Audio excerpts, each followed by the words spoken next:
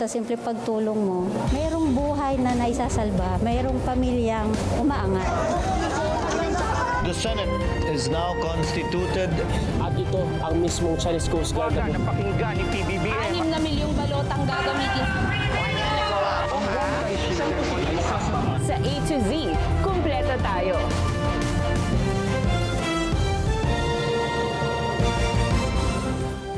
Luzon, Visayas, Mindanao at buong mundo. Ngayon ay Martes, January 13, 2026.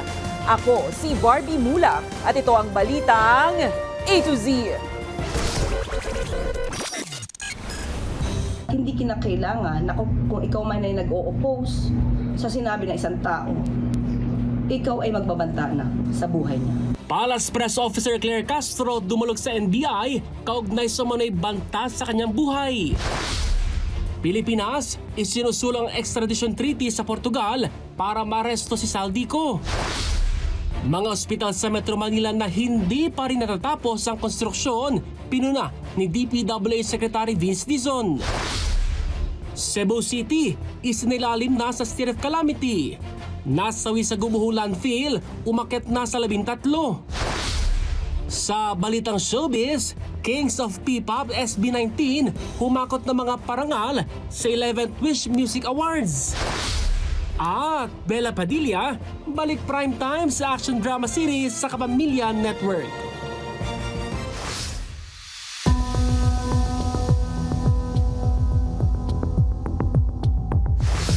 Magandang gabi, pambungad sa ating newscast.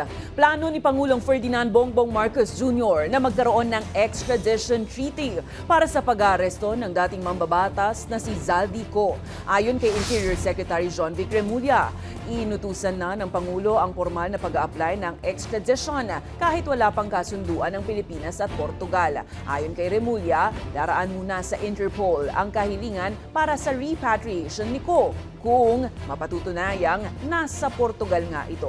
Pinaniniwalaang nasa Portugal si Ko sa gitna ng mga pag-aresto kaugnay ng kaso sa anomalya sa flood control project sa Oriental Mindoro. Pero through the Interpol, magre-request na kami ng repatriation ni Saldico kung nasa Portugal talaga siya.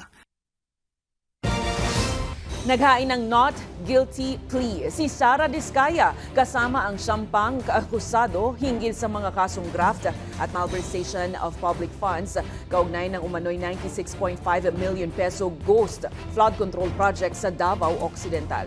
Isinagawa ang arraignment umaga ng Martes sa Regional Trial Court Branch 27 sa Lapu-Lapu City. Ayon sa investigador, pinondohan umano ang flood control project kahit bahagya lang o hindi man lang na ipatupad. Sinabi rin ng mga otoridad na naproseso ang mga dokumento at nai-release ang bayad na parang tapos na ang proyekto na nagresulta sa umano'y misuse ng 96.5 million pesos. Inakusahan ng prosecution ang mga nagsasakdal ng pagsabwatan sa pag-aproba labag sa Anti-Graft and Corrupt Practices Act at sa mga batas sa malversation ng pondo ng taong bayan. Gayunpaman, itinanggi ng lahat ng akusado ang mga paratang at iginiit ang pagiging inosente.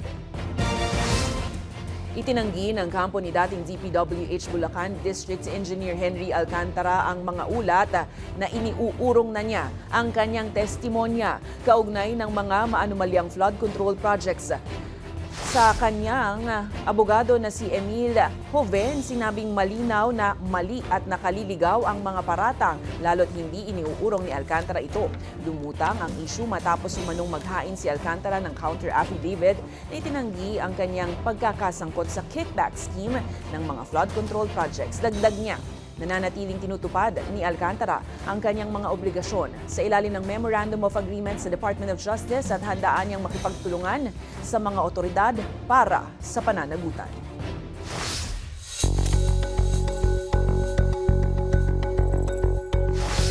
Hindi pa rin tapos ang bangayan sa pagitan ni Senators Amy Marcos at Panfilo Ping Lacson na nagsimula sa issue ng umano'y pork barrel sa 2026 national budget.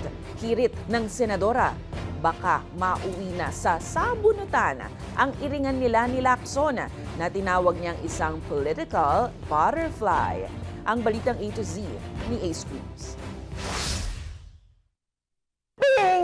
Yan ang patutsada ni Senator Amy Marcos sa parody video ng isang sikat na game show na in-upload sa kanyang social media nitong Lunes. Ang tanong sa senadora, sino ang politikong madalas na magpalit ng posisyon sa politika? Ang dinig mo, Senator.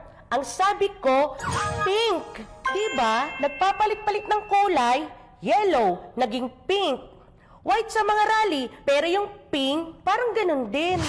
Pink. Ang paratang na pagiging political butterfly ay bahagi pa rin ng sagutan ni na Marcos at Senate President Pro Tempore Ping Lacson ukol sa 2026 national budget.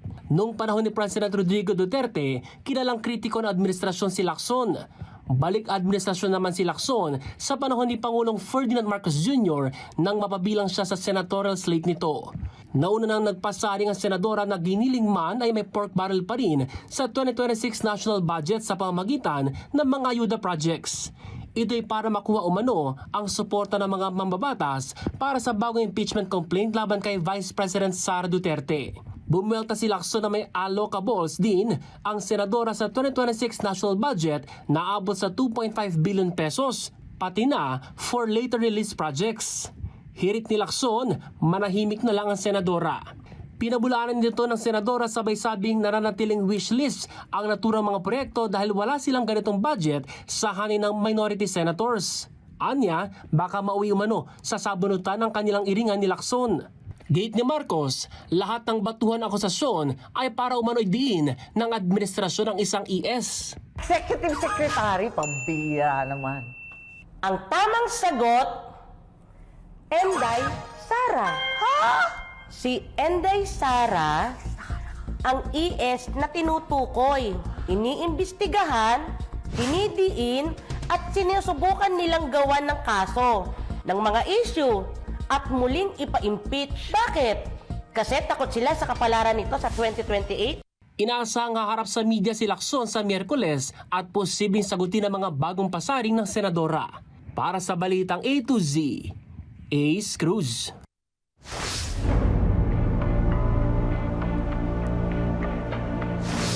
Idinadawit ng isang magulang si Kabataan Party List Representative Rene Co sa pagkamatay ng kanyang anak sa military operation laban sa NPA sa Occidental Mindoro. Giit naman ng militar, lehitimo ang kanilang naging operasyon laban sa mga rebelde. Ang Balitang A to Z ni Kim Salinas. Ikaw rin, Kabataan Party List na yan. Ikaw dapat ang managot niyan.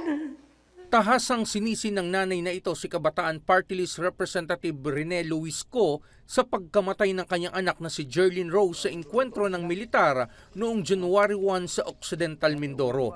Paniwala niya ay nag-aaral lamang ang kanyang anak pero yun pala ay nirecruit na umano sa New People's Army o NPA si Jerlyn. Umuwi si Aling Merlinda mula sa ibang bansa para magbagong taon dito sa Pilipinas pero sinalubong siya ng balitang nasawi ang kanyang anak. Napakasakit po sa isang magulang na isang OFW na ina-expect mo tuwing uuwi ka, masaya ka kasi yun lang yung time na mayayakap mo yung anak mo. Itong pag-uwi ko po, hindi ko po ito inaasahan ng ganun. Sa mga panggagamit nitong mga Kabataan Party List, please po, nakikiusap po kami, tigilan niyo na po ang paggagamit niyo sa anak ko.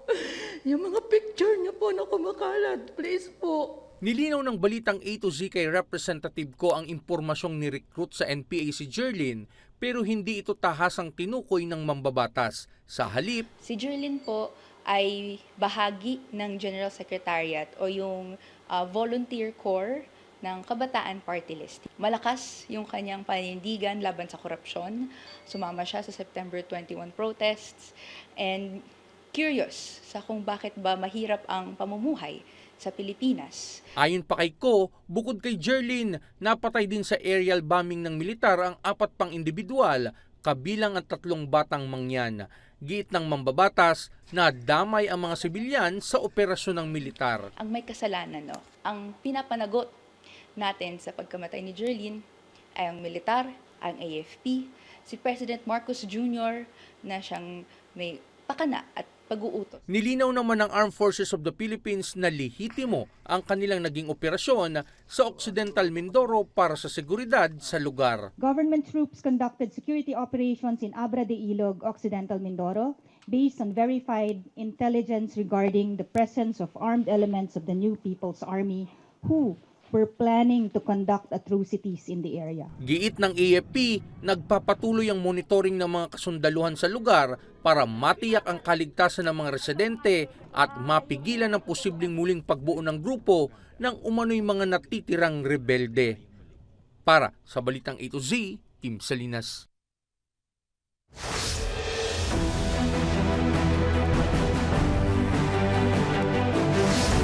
Nasaksihan ni Pangulong Ferdinand Bongbong Marcos Jr. ang makasaysayang paglalagta sa free trade deal sa pagitan ng Pilipinas at United Arab Emirates. Laman ng Comprehensive Economic Partnership Agreement o CEPA ang mas mababang taripa, mas malawak na akses sa merkado at mas maraming oportunidad sa Filipino products, services at professionals sa UAE. Ito ang kauna-unahang kasunduang pangkalakalan ng Pilipinas sa isang Middle East country.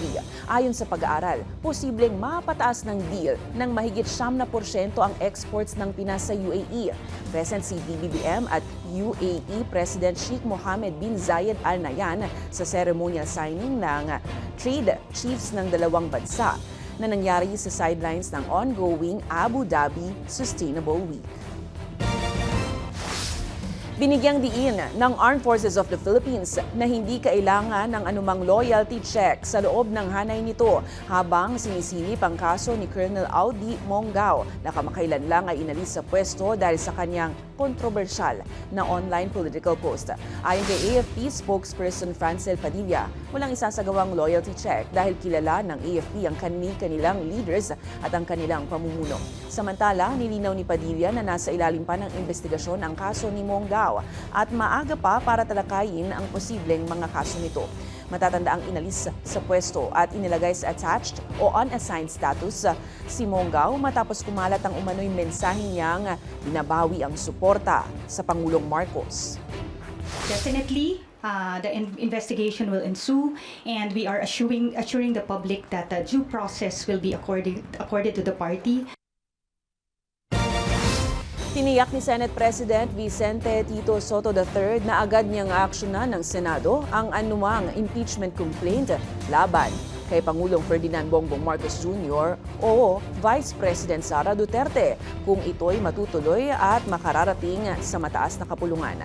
Gayunpaman nilinaw niya na maaga pa para maghanda sa impeachment dahil wala pa namang formal na kaso at hindi pa tiyak kung papasa ito sa House of Representatives. Samantala sinabi ni House Senior Deputy Minority Leader Edgar Erice na inimbitahan siyang mag-endorso ng impeachment laban sa Pangulong Marcos pero tinanggihan anya ito. Magtatapos naman sa February 6 ang one-year ban sa paghahain ng impeachment laban kay VP Sara Duterte habang pinaghahandaan na ng Grupong Bayan ang posibleng paghahain ng panibagong reklamo sa bise. Mayroon pa ring tsansa na mapataas si Pangulong Ferdinand Marcos Jr. ang kanyang approval ratings ayon yan sa Pulse Asia Research. Ayon sa Pangulo ng Pulse Asia na si Ronald Holmes, nasa 34% ngayon ang approval rating ng Pangulo. May 2 taon pa si Marcos sa kanyang termino at may pagkakataon pa umanong maibalik ang tiwala ng publiko kung ipakikita niya ang sinseridad sa pagtugon ng malawakang issue ng korupsyon sa bansa. Dagdag ni Holmes, mapapataas pa ito kung malinaw niyang ipakikita na wala siyang napakinabangan sa mga maanumalyang flood control projects at pananagutin kahit ang kanyang mga pinakamalapit na kaalyado. This is the signal that people are relaying to the government. We think that people who are involved in the flood control projects will be punished. If they fail this aspiration on the part of the public, then they will definitely suffer. I mean, the government will suffer. The agencies which are meant to secure accountability, their trust will also suffer.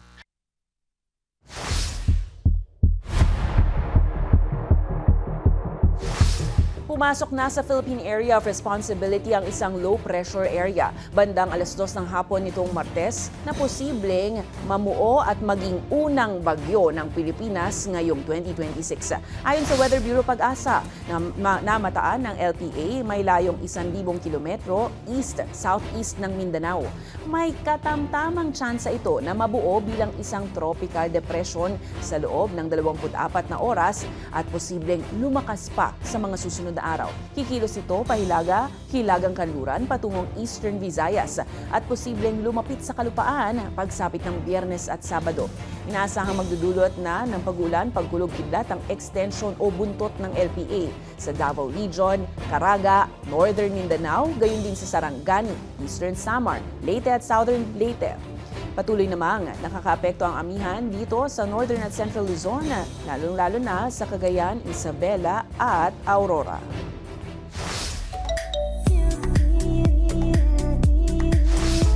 Humakot ng parangal si Blackpink Jennie sa katatapos lang na 40th Golden Disc Awards sa Taipei, Taiwan, January 10.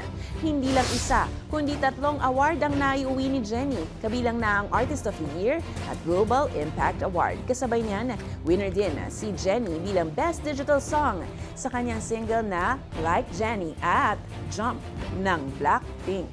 Nagpasiklab din sa performance ang K-pop idol sa kanyang remix songs na Filter, Damn Right Plus Like Jennie. Susunod, Attorney Claire Castro may death threat umano ang kanyang legal action. Ano kaya? At binaliw landfill sa Cebu City, isinailalim na sa state of calamity.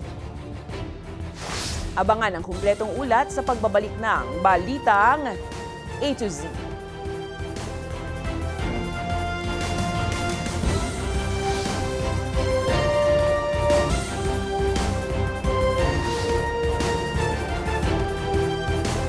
Sumadya sa tanggapan ng National Bureau of Investigation si Palace Press Officer Undersecretary Claire Castro para magsumbong ukol sa mga natatanggap umanong banta sa kanyang buhay.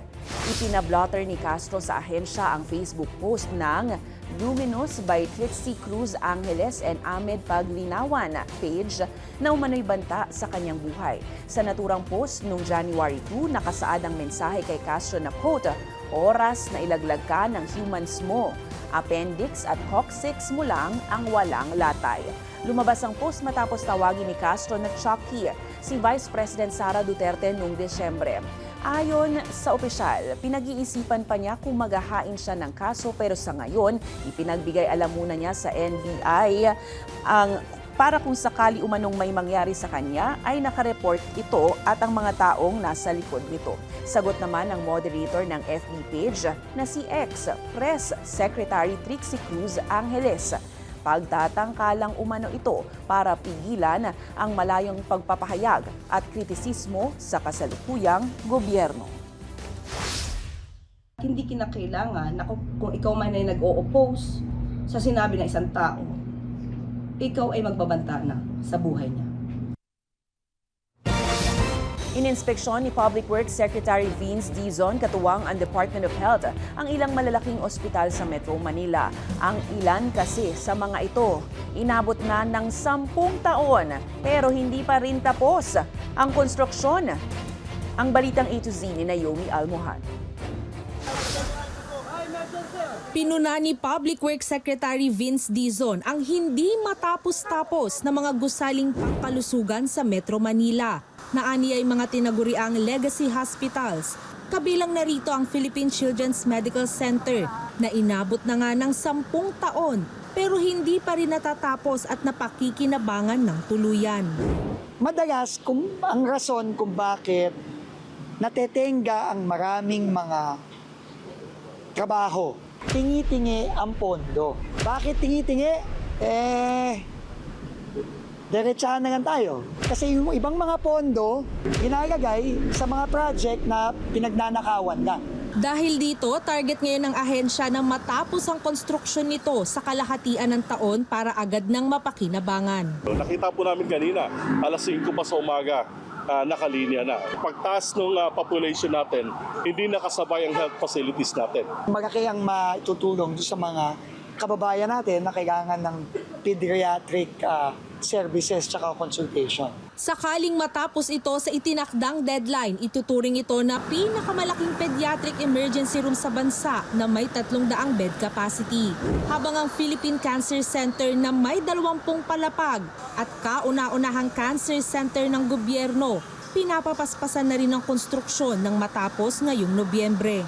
So right now, kulang pa ng mga 1.5, 1.8 billion itong budget ng Philippine Cancer Center. So kailangan yan, hingin kagad yan sa 2027. Ang konstruksyon naman ng building sa hemodialysis wing ng National Kidney and Transplant Institute o NKTI na nakikinitang pinakamalaki sa buong Southeast Asia. Inaasahang matatapos sa unang bahagi ng 2028. 4 na palapag na sa 12 floors ang nagagawa rito, magmula ng simulan ito noong 2024. Sa susunod na linggo naman, nakatakdang inspeksyonin din ni Dizon ang University of the Philippines Philippine General Hospital o PGH sa Maynila. Para sa Balitang A to Z, Naomi Almojano.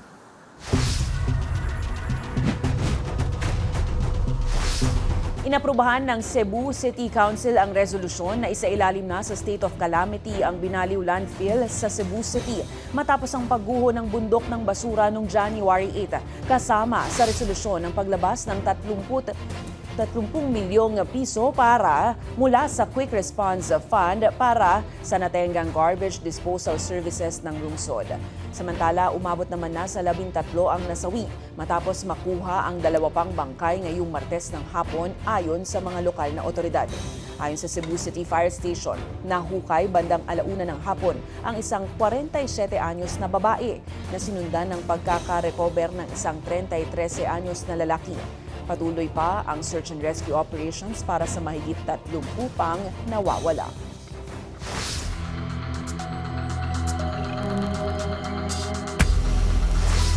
Naitala ang isang maikiling lava fountaining o pagbubuga ng lava ng bulkang Mayon madaling araw ng Martes. Ayon sa PHIVOX, umabot sa humigit kumulang 100 metro ang taas ng ibinugang lava mula sa bunganga ng bulkan at tumagal ng hanggang 35 segundo. Nananatili naman sa Alert Level 3 ang Mayon Volcano kaya patuloy na pinag-iingat ang publiko lalo na sa danger zones.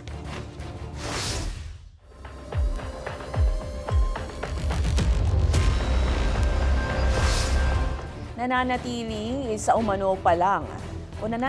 umano pa rin ang sinasabing arrest warrant mula sa International Criminal Court laban kay Senator Ronald Bato de la Rosa. Ayon kay Interior Secretary John Vic Remulla, wala pa anyang natatanggap na formal na kopya ng warrant. Nauna nang hindi pumapasok sa Senado si De La Rosa noong nakaraang taon matapos sabihin ni Ombudsman Crispin Remulla na nakita niya ang isang signed digital copy ng umano'y warrant laban sa dating hepe ng kapulisan dahil sa war on drugs noong nakaraang administrasyon. The DFA, neither the DFA nor the LGU, the DILG, PNP, nor the Center for Transnational Crimes have received a formal copy of the warrant of arrest. However, there are several people who claim to have seen a copy, but the formal copy has not been yet shown to us. So, as far as we are concerned,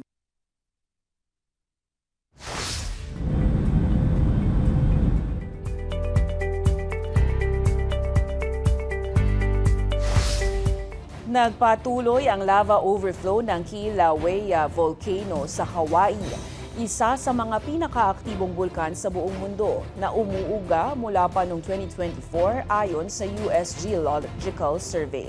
Sa footage nitong January 12, nagbuga ng mala fountain na lava ang crater na umabot hanggang 20 feet ang taas. Karaniwang tumatagal ng wala pang 12 oras ang mga pagsabog at may pagitan itong paghinga na maaaring umabot ng higit 2 linggo. Patuloy naman na binabantayan ng mga eksperto ang aktibidad ng naturang bulkan.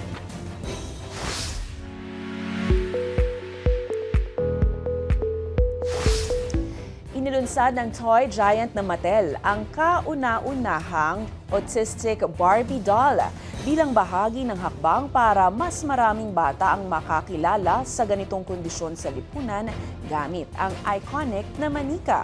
Taong 2019 nang simulan ng kumpanya na maglabas ng mga may kapansanang disenyo ng manika tulad ng may type 1 diabetes, may Down syndrome, o kaya naman ay bulag. Kaya naman ngayon, idinagdag na rin ng isang autistic Barbie.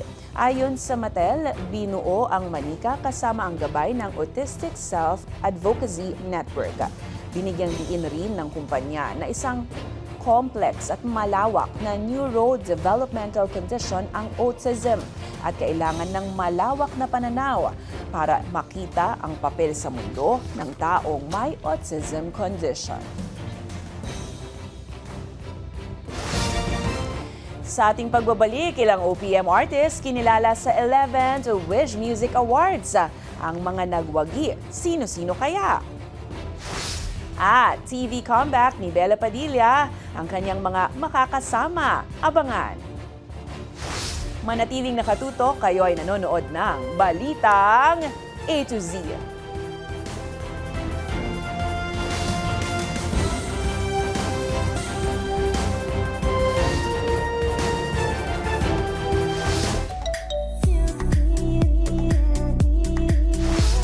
Isang gabi ng saya, musika at parangal para sa mga OPM artists at charity ang handog ng 11th Wish Music Awards sa Big Dome. Sino-sino nga kaya ang mga nagwagi?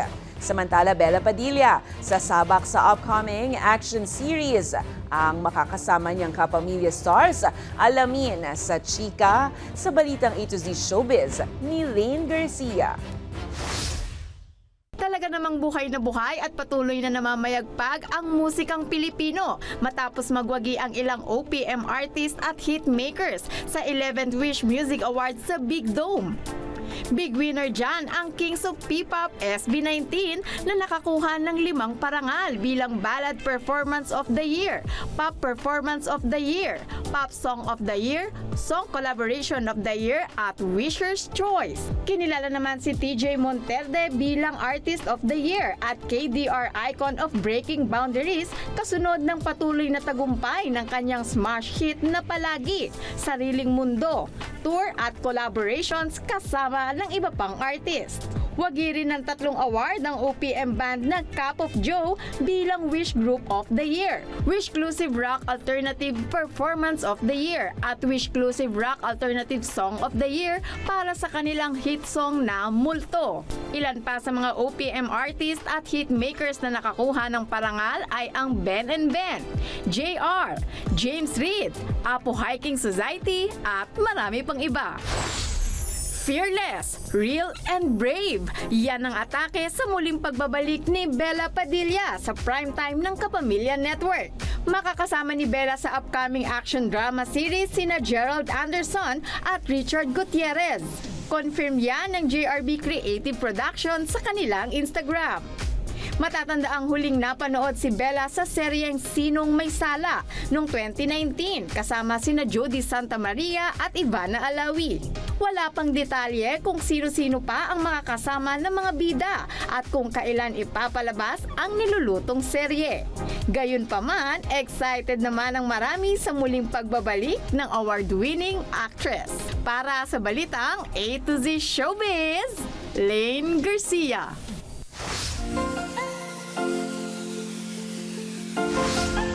Nakakita na ba kayo ng malungkot na pusa? At kapag nakakita kaya, dadamayan mo rin ng malungkot na musika. Panoorin ang video.